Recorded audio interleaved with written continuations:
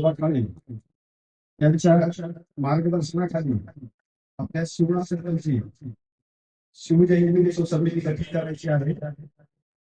या समितीमध्ये प्रामुख्याने आपल्या सर्कलमधील प्रत्येक गावाचा सहभाग असणं अपेक्षित आहे।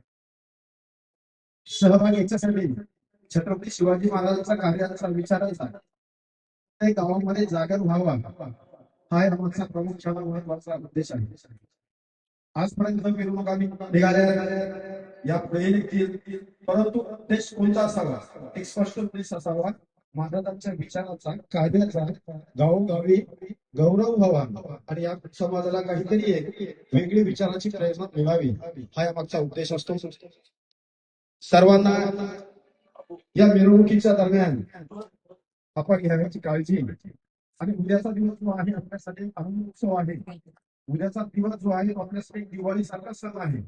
प्रत्येकाला आपल्या घरी महाराजांची प्रतिमा असेल, फोटो असतील किंवा गावात जो काही कार्यक्रम होत असतो त्या कार्यक्रमात उपस्थित राहून या कार्यक्रमाची शोभा वाढवावी।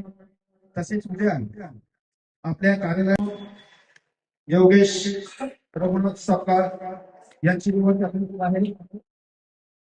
त्यानंतर उपाध्यक्ष गजानन रतन खंडावर यांच्यासाठी सुद्धा आपण एकदा चालू करूया।